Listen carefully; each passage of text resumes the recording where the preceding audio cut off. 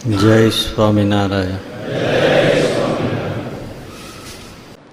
કરજીસણના ગોવિંદભાઈ પટેલ બહુ સેવાભાઈ, સત્સંગે બહુ વધારે, ગુણ બુદ્ધિવાળાને બધાને લઈ લાવી મહારાજ આવે કરજીસણ.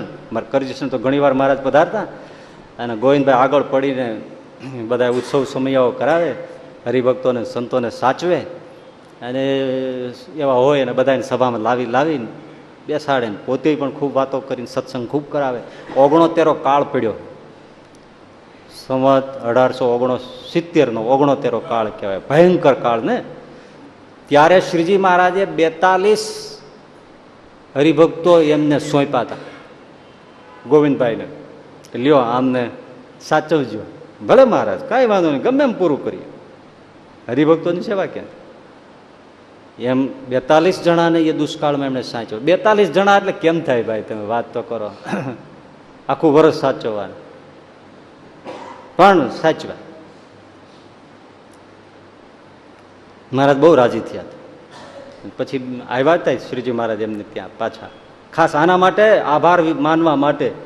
એક તો પોતે જ સાચવું, પોતે જ અનાજ પૂરું પાડ્યું મહારાજે, કોઠીમાં ખૂટવા ન દીધું, એકની એક કોઠીમાં ખૂટવા ન દીધું. છતાંય પાછા ભગવાન કેવા કે આભાર માનવા આવ્યા હતા. તે સેજે પધાર્યા હોય એમ માનીને ગોવિંદ ભગત તો બહુ ખુશ થયા, પણ પછી મહારાજે કીધું સામેથી કે ગોવિંદભાઈ અમે તમારો આભાર માનવા. અરે રે રે રે મારો આભાર છે નો મહારાજ, તો કે તમે કાળ વર્ષમાં અમારા કહેવાથી 42 હરિભક્તોને સાચવા. અરે પણ તમે સાચવા કહેવાય મહારાજ, અનાજ કોને પૂરું પાડ્યું, કોઠીમાં ખૂટતું કોનું નહોતું, અને તમે મને શરમાવો છો મહારાજ, આવું તે હોતા છું મારા બાપ, આવું ના બોલશો. ના કે અમે તમારા પર રાજી થયા છીએ અને રાજીપો દેખાડવા આવ્યા છે, અમારા જન્માષ્ટમીનો ઉત્સવ કરવાનો કોણ ના પાડે છે, આવો રાજીપો બરસાય. હવે આવા આગેવાન, રાજીપાવાળા હરિભગત, સમજણવાળા, પણ ભાઈ એને દીકરો નહીં, કાંઈ સંતાન જ નહીં, દીકરો કાંઈ નહીં, પણ મનમાં નહીં.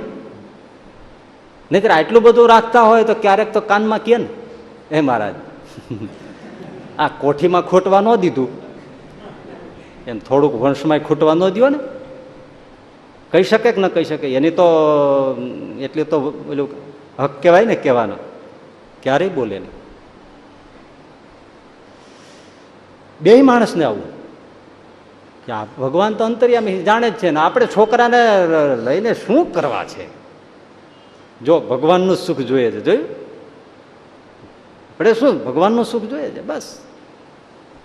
પણ એમાં એક શું થયું, એની દેરાણી, આ જેઠાણી, ગોવિંદભાઈ મોટા એટલે એના નાના ભાઈની વહુ એટલે દેરાણી, એ દેરાણી જેઠાણીને કાંઈક ચડબડ થઈ થોડી ઘણી, ઘરમાં હોય એટલે કાંઈક તો બની જાય, વાસણ ખખડી જાય. એમાં ઓલી અવળચંડી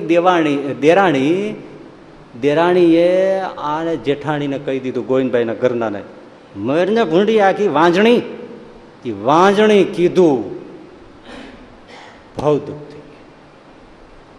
ઘરમાંથી વાંજણીનો અવાજ આવે, અરે હાય હાય, આના મનમાં કેટલું હશે, પણ ત્યારે આજ બોલી છે ને, હી દુઃખ થઈ ગયું. હવે ન જીવાય, ના હવે ન જીવાય. એમના પતિ ગોવિંદભાઈ આવ્યા એટલે માથું પછાડીને રડવા માંડે, બસ હવે ન જીવાય. ગોવિંદભાઈ રડવા માંડ્યા. ખાલી આપણા જ ઘરના એમ કહે છે, આટલા સત્સંગી આપણે, એ એમ આપણને વાંજણા કહે છે, હે, અને આવા મેણા. ગોવિંદભાઈને દુઃખ થઈ ગયું, ન જીવાય, હવે ન જીવાય.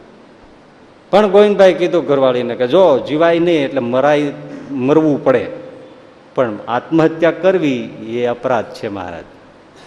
એટલે આપણે તો જીવાય નહીં મરાય નહીં એવું થઈ ગયું. જો સત્સંગ ન હોત તો મરી જાત, વિષ ગોળી લેત, પણ આત્મહત્યા તો કરાય નહીં. આપણે સત્સંગી, મહારાજની આજ્ઞા, એટલે એમ મરાય નહીં, આમ જીવાય નહીં. હવે શું કરવું, એમાં બેયને વિચાર આવી ગયો, બસ રસ્તો મળી ગયો, આપણા માટે ક્યાં ખોટું છે.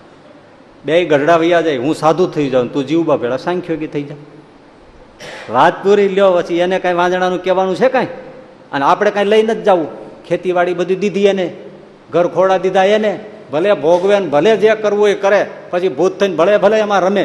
આપણે શું, આપણે તો સહજાનંદ સ્વામી જોઈએ છે, હાલ ગઢડે જે ઘરેણું ગાંઠું રોકડ રૂકવ્યા રકમ હશે, વાળું પોટલું અને બે હાલ્યા ગઢડા. આવ્યા મહારાજ પાસે બહેનોમાં જઈને બહેનો પગે લાગ્યા અને ગોવિંદભાઈ દંડવત કરીને મહારાજની પાસે બેઠા. નવરાશ થઈ એટલે ગોવિંદભાઈ અને ઘરના બે મહારાજની પાસે આવીને બેઠા અને લીમડા નીચે વાત કરી કે મહારાજ લ્યો આ પોટલું, આમાં એટલું સોનું, આમાં એટલું રોકડ, અને અમને બેયને રાખો, હું થાઉં સાધુ અને આ થાય સાંખ્યોગી, જીવબા વેળા રે ને સેવા કરશે. હા હા હા હા મહારાજ કે ગોવિંદભાઈ તમે આવો વિચાર કેમ કર્યો? તમે હરખથી સાધુ નથી થતા, તમારું મોઢું બોલે છે.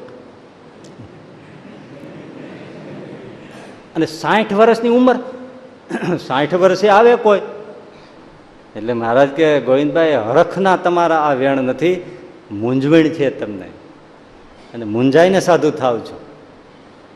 શું છે તમને? આંખમાં આંસુ આવી ગયા. હા મહારાજ છે તો મૂંઝવણનું, પણ એ મૂંઝવણ લાવે છે તો તમારી પાસે ને, એટલે મહારાજ બહુ ભલી છે, અમને બેયને રાખો અને હવે સુખ લઈએ મહારાજ તમારું. મહારાજ કે પણ શું છે? એટલે પછી એટલે બૈરાથી બોલાઈ ગયું કે મહારાજ આવું થયું, મેણા ખાવા પડે છે, એટલે ઘરમાં પછી સુખ આવતું નથી, અમારાથી કશું બોલાતું નથી, અને ક્યારેક ક્યારેક શું છે સવારે ઉઠીને અમારું મોઢું ના જોવે કે વાંજ્યાને જોઈએ સારું ના થાય. એ મહારાજ એટલે આ પછી રોજનું પછી થઈ ગયું, એમ થાય કે આપણાથી કોઈને અપશુકન થતા હોય તો ઘરમાં શું કામ રહેવું, એટલે સાધુ થઈ છે. મહારાજ કે તમારે વાંજ્યાની જ વાતું છે ને? હા મહારાજ, પણ હવે અવસ્થા થઈ, 60-62 વર્ષ થઈ ગયા, અમારે કંઈ સંસારની ઈચ્છા નથી, છોકરાની ઈચ્છા નથી મહારાજ. હોત તો અમે જુવાન હતા ત્યારે ક્યાં નહોતા માગી શકતા, પણ નથી જોતા. અમને શું ખબર કે ઘરમાં જ આવા કપાતર થશે? આશ્વાસન દેવાની જગ્યાએ અમને આવા મેળ આ ઉંમરે મારશે, એ અમને શું ખબર મહારાજ કે. પણ મહારાજ એનું ભલું કરજો, સારું કરજો. એને આવા વેણ ઉચ્ચાર્યા, ત્યાં અમને આવો વિચાર આવ્યો ને, એ તમારી પાસે મોકલા એ જ રીતે આવ્યા ને. આ તો ધ્રુવને બાણ માર્યા ને વનમાં જઈને તપ કર્યું ને ભગવાન મળ્યા જેવું થયું મહારાજ, એટલે એનું ભલું કરજો, એનો અપરાધ માફ કરજો. તમારી પાસે લાવ્યા. મહારાજ કે એનો અપરાધી માફ, તમારો અપરાધી માફ. ગોવિંદભાઈ ભલે તમારી 60 વર્ષની ઉંમર થઈ, જાઓ 4 દીકરા થશે. આ 4નો આંકડો કોણ જાણે ફરી ગયો છે મગજમાં, બોલો. એ વર્ષમાં એમ જ હશે, જે આવે ને 4 દી. ગોવિંદભાઈ કે મહારાજ હવે અમે આ ઉંમર રે, મહારાજ કે ભગવાન ધારે બધું થાય, જાઓ 4 દીકરા થશે. અને 4 દીકરાને મહારાજ કે હું રમાડીશ, જયારે જયારે કરજણ આવીશ ત્યારે 4 દીકરાને રમાડીને આશીર્વાદ આપીશ, જાઓ. અને 4 દીકરા થયા, અને 4 દીકરાને મહારાજે પોતાના સાથળ ઉપર બેસીને રમાડ્યા, આશીર્વાદ આપ્યા. બોલો આવો ભગવાન ક્યાં મળે? હે સુખધામ સાચ જ છે ને? શું પ્રેમાનંદ સ્વામી શબ્દ ગોતીને લાવ્યા છે? સમરું પ્રગટ રૂપ સુખધામ, આનો પામ એ નામ ને રે. એ પ્રભુ